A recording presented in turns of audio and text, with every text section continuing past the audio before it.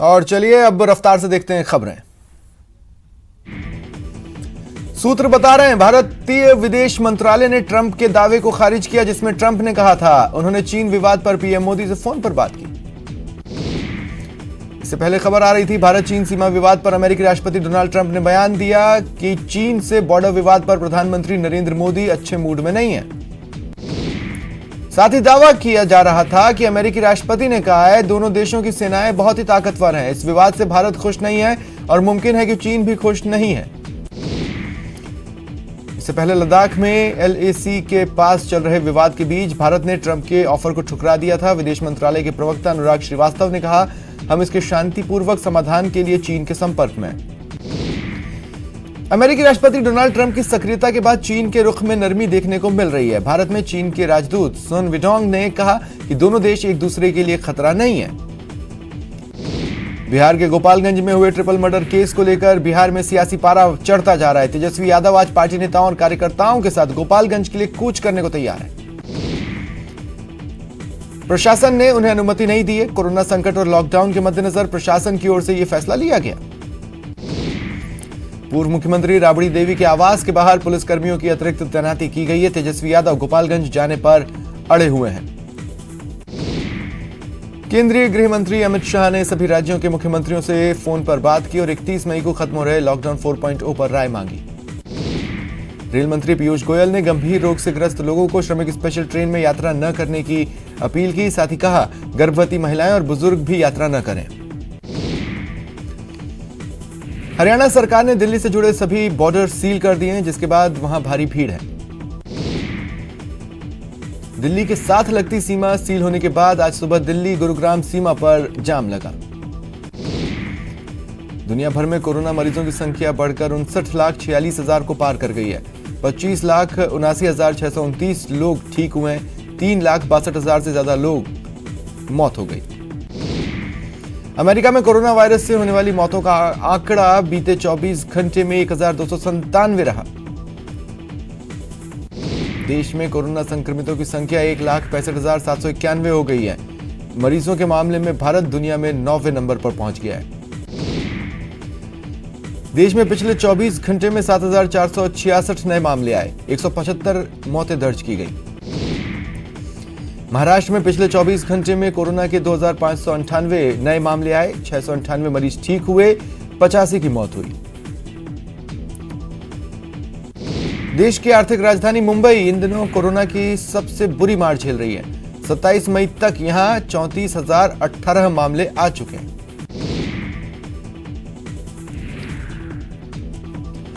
UP में corona के मरीजों की संख्या 7,170 हो गई। पिछले 24 घंटे में 179 नए मरीज मिले, 15 की मौत हुई। पंजाब विश्वविद्यालय के अंतिम वर्ष के छात्रों की परीक्षाएं जुलाई में होगी। हर केंद्र में एक सत्र में अधिकतम 150 अभ्यर्थियों के बैठने की अनुमति होगी। महाराष्ट्र में 7वीं कक्षा के एक छात्र साई सुरेश रंगदल ने औरंगाबाद में कोरोना मरीजों के लिए दवा और भोजन के संपर्क रहित वितरण के लिए एक रोबोट बनाया है।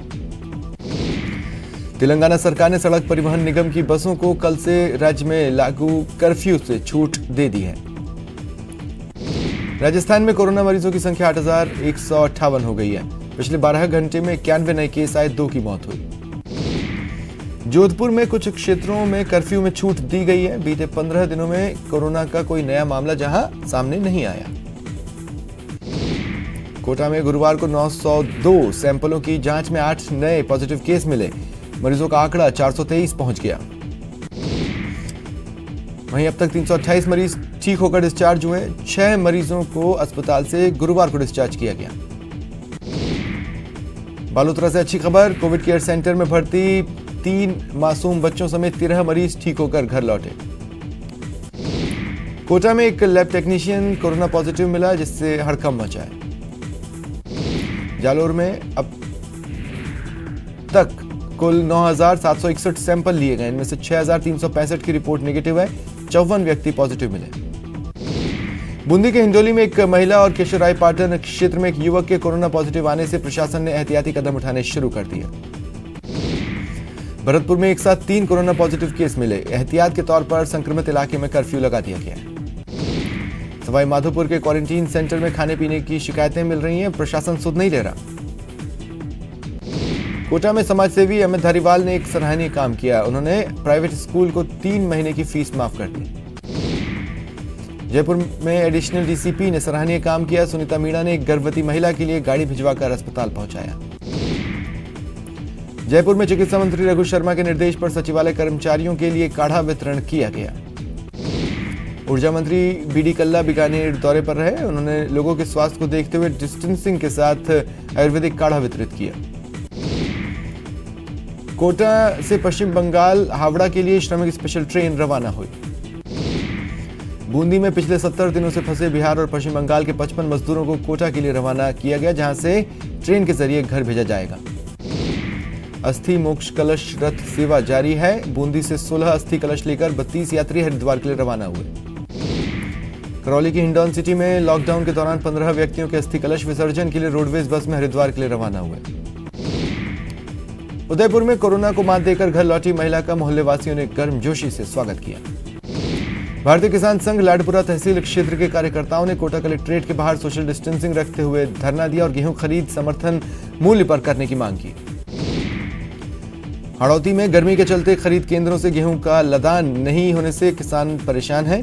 लदान समय पर नहीं किए जाने की शिकायत दर्ज करवाई। भीलवाड़ा में श्रमिकों के पलायन को लेकर उद्योगपतियों ने जिला कलेक्टर को ज्ञापन सौंपा। बाड़मेर में निजी कंपनियों में कार्यरत मजदूरों को सैलरी नहीं मिलने की शिकायतें हैं। करीब 4 दर्जन से अधिक मजदूरों ने सैलरी दिलवाने की मांग उठाई। 1 जून से बदल जाएगा आपके इनकम टैक्स से जुड़ा 26 AS फॉर्म।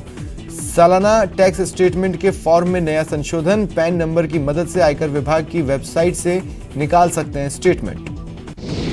लॉकडाउन के बीच आरबीआई ने सरकारी बैंकों पर लगाया बड़ा जुर्माना। नियमों की अनदेखी पर बैंक ऑफ इंडिया पर 5 करोड़ और कर्नाटक बैंक पर 1 करोड़ 20 लाख का जुर्माना। कोरोना से नहीं, यूपी में ब्रेन हेमरेज से हो रही चमगादड़ों की मौत। बरेली स्थित IVRI के वैज्ञानिकों का दावा। चित्तौड़गढ़ में पुलिस ने अवैध गांजे की खेती पर दबिश दे एक आरोपी को हिरासत में लिया। कोटा में पुलिस ने 5 जुआरियों को गिरफ्तार किया। पुलिस टीम ने 90,500 रुपए भी बरामद किए। कोटा के नेहरू नगर में एक युवक ने फांसी लगाकर आत्महत्या कर ली। पुलिस जांच कर रही है। धौलपुर के सैंपौ क्षेत्र में अज्ञात लोगों ने एक विवाहिता की हत्या कर दी। पुलिस जांच कर रही है। टोंक में 2 युवक बेहोशी की हालत में मिले। एक को मृत घोषित किया गया, जिसका कारण गर्मी बताया जा रहा है, जबकि दूसरे का इलाज जारी है। जयपुर शहर में मादक पदार्थों के साथ पुलिस ने एक तस्कर को पकड़ा। 8 किलोग्राम गांजा जब्त किया। भीलवाड़ा में आबकारी विभाग ने 1500 लीटर वॉश नष्ट कर कई भट्टियों को तबाह किया। इस दौरान 18 लीटर हथकढ़ शराब भी जब्त की।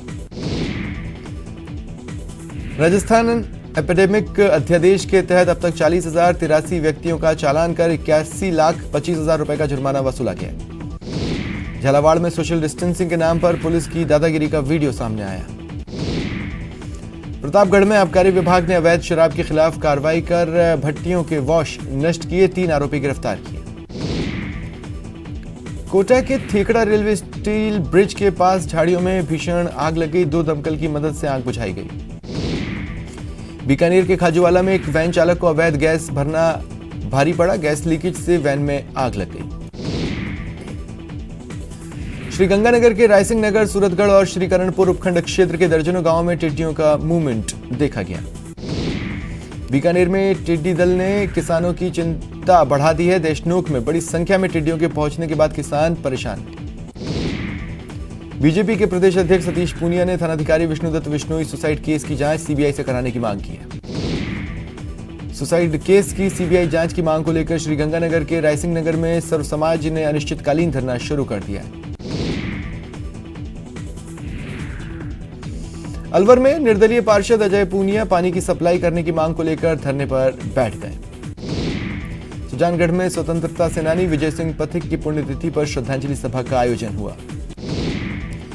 राजसमंद में एक परिवार हत्या के मामले में न्याय के लिए दर-दर भटक रहा है। परिवार ने एसपी को ज्ञापन देकर न्याय की मांग की। कोटा के लोगों को जल्द ही नया मिनी जेके लोन अस्पताल मिलेगा। शहर के न्यू मेडिकल कॉलेज अस्पताल में mother and child care wing का अलग से निर्माण किया जाएगा। बीकानेर में लॉकडाउन के चलते कई लोगों का रोजगार बंद है। बेरोजगारी की मार झेल रहे लोगों ने जिला कलेक्टर को ज्ञापन सौंपा। भीलवाड़ा में बीजेपी के अस्थायी जिला कार्यालय का शुभारंभ हुआ, जिसका उद्घाटन सांसद सुभाष बहेड़िया ने किया। डूंगरपुर जिला कलेक्टर ने खरीफ फसल बुआई में खाद उपलब्धता को लेकर कृषि विभाग की बैठक ली। अंतर्राष्ट्रीय माहवारी दिवस पर जयपुर ट्रैफिक पुलिस ने माहवारी स्वच्छता अभियान चलाया। अंतर्राष्ट्रीय महिला माहवारी स्वच्छता दिवस के मौके पर कोटा में भी स्वयंसेवी संस्था की ओर से महिलाओं को सैनिटरी नैपकिन बांटे गए। भीलवाड़ा जिले के चावड़िया गांव में कोरोना के खौफ से 4 माह की एक मासूम बच्ची का परिजनों ने अंतिम संस्कार करने से इनकार कर दिया। ऐसे में एसडीएम महिपाल सिंह ने खुद शव को ले जाकर शमशान घाट पर बच्ची का अंतिम संस्कार करवाया। रुकते हैं ब्रेक के लिए।